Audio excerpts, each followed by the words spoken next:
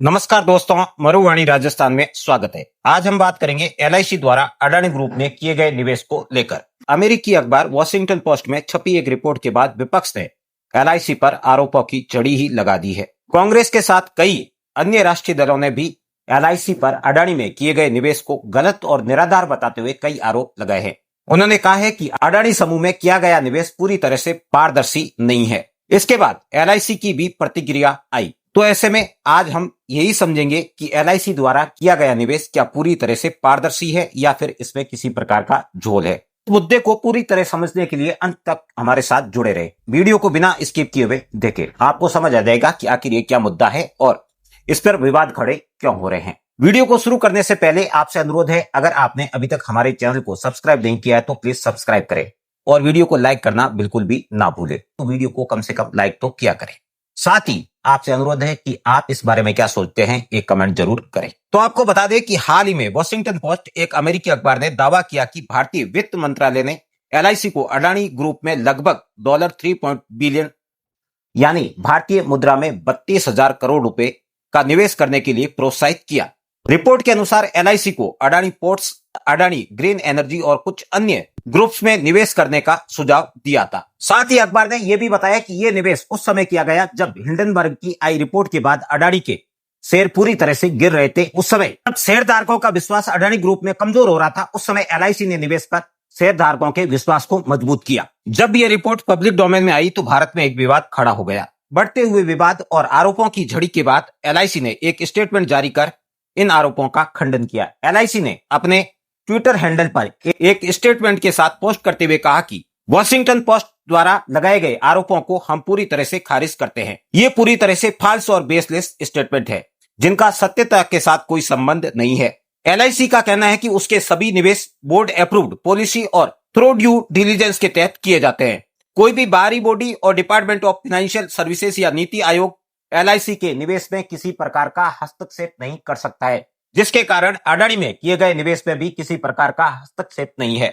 यहां आपको यह भी बता दें कि पिछले साल हिंडनबर्ग द्वारा दी गई रिपोर्ट के बाद अडानी के शेयरों में तेजी से उतार देके गए थे। शेयर का मूल्य बाजारों में कम हुआ और यही सवाल अब वॉशिंगटन पोस्ट के जरिए उठाया गया है। रिपोर्ट्स में दावा किया गया है भारतीय मीडिया और विपक्ष द्वारा अडानी ग्रुप पर सवाल खड़े किए जाने के बाद उसके शेयरों में जो उतार आया, उस उतार को स्टेबल करने के लिए एलआईसी ने अडानी समूह में निवेश किया। ऐसे में आपके मन में भी एक सवाल जरूर पैदा हो रहा होगा कि आखिर अडानी ग्रुप में एलआईसी ने कब निवेश किया। आपको बता दें कि इसी वर्ष मई महीने में एलआईसी ने अडानी ग्रुप में निवेश किया था। अडानी पोर्ट्स में बॉन्ड और नॉन कन्वर्टिबल डिबेंचर्स में निवेश हुआ। अडानी ग्रीन एनर्जी में इक्विटी और बॉन्ड्स में निवेश किया गया। कुछ अन्य कंपनियों में भी एलआईसी द्वारा निवेश किया गया जो अडानी ग्रुप की कंपनियां हैं। लेकिन हाल ही में वॉशिंगटन पोस्ट की रिपोर्ट आने के बाद विपक्ष खासकर कांग्रेस ने एलआईसी को आड़े हाथ लेते हुए कहा कि एलआईसी द्वारा अडानी ग्रुप में किया गया निवेश पॉलिसी होल्डर्स के हितों के खिलाफ है। उन्होंने पब्लिक अकाउंट्स कमेटी द्वारा अप्रूवल लिए बिना ही निवेश किया है।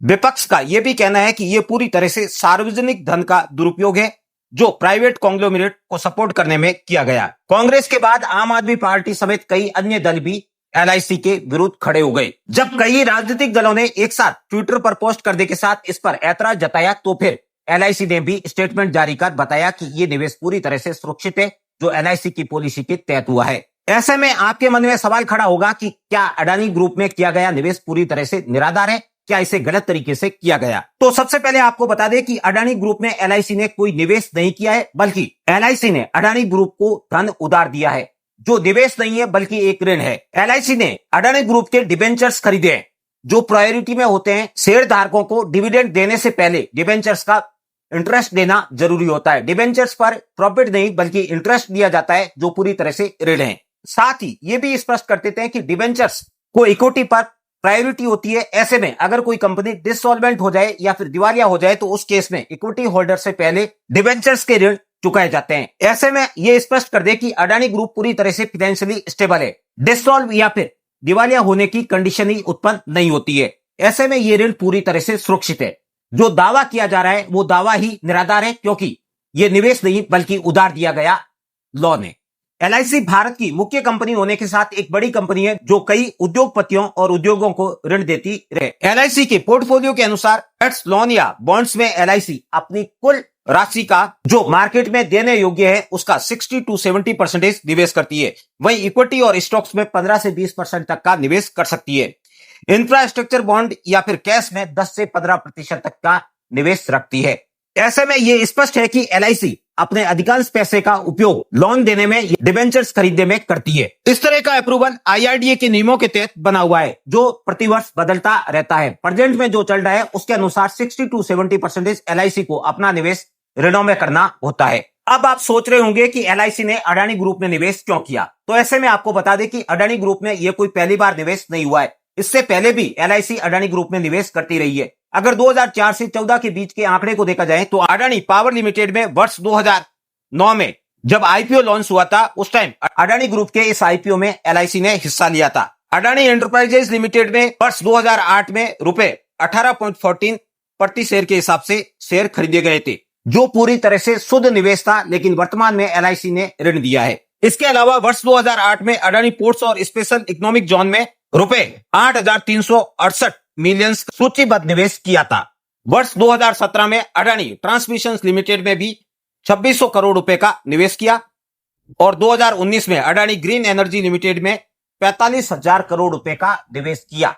ये वॉशिंगटन पोस्ट ने कोई बड़ा खुलासा नहीं किया है। इससे पहले जब एलआईसी ने अडानी ग्रुप में निवेश किया, उस समय भारतीय अखबारों में भी यह खबर प्रमुखता से छापी गई। उस समय टाइम्स ऑफ इंडिया ने खबर लिखते हुए लिखा कि LIC subscribe ₹5,000 crore bond issue by Adani Ports as parts of debts refinancing. इसके अतिरिक्त अन्य कुछ अखबारों ने भी इस खबर को प्रमुखता से छापा था। आपको बता दें कि एलआईसी भारत की इतनी बड़ी कंपनी है जो प्रतिवर्ष कई उद्योगपतियों को ऋण देती है। एलआईसी ने अपने स्टेटमेंट में यह भी बताया है कि एलआईसी ने वर्तमान में जो निवेश अडानी ग्रुप में किया गया है, वो ये निवेश अपने कुल ऋणों का मात्र 1% है। ऐसे में आप एलआईसी की टोटल कैपिटलाइजेशन और निवेश को समझ सकते हैं। इतने बड़े समूह को आड़े हाथों लेना कोई आम बात नहीं है, किंतु हमारा विपक्ष क्या है हम सब अच्छी तरह से जानते ही है। विपक्ष का भारतीय उद्योगपतियों को लेकर किस तरह का रवैया है वो भी हमें पूरी तरह से पता है। जहां एलआईसी ने मात्र 5,000 करोड़ रुपए का निवेश किया है, उसे बढ़ाकर जब 32,000 करोड़ का निवेश बता दिया जाता है, तो उस समय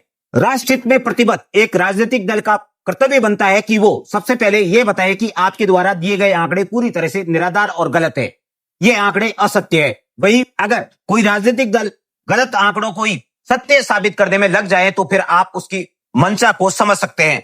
यहाँ कांग्रेस पार्टी की मंशा स्पष्ट और साफ दिख रही है कि वो एलआईसी को किसी भी तरीके से गिराने की कोशिश कर रहा है। ये पहली बार नहीं हो रहा है, इससे पहले भी कांग्रेस ने एलआईसी पर कई आरोप लगाते हुए वर्ष 2022 में इसके शेयरों पर प्रतिकूल असर डाला था। वर्तमान में भी इसके शेयर पर प्रतिकूल असर डालने का भरपूर प्रयास हो रहा है, क्योंकि पिछले 6 महीने से एलआईसी के शेयर अपने हाई से नीचे चल रहे हैं। इस समय विपक्ष की मंशा है कि एलआईसी के शेयरों को प्रतिकूल करके उनके शेयर की वैल्यू डाउन की जाए।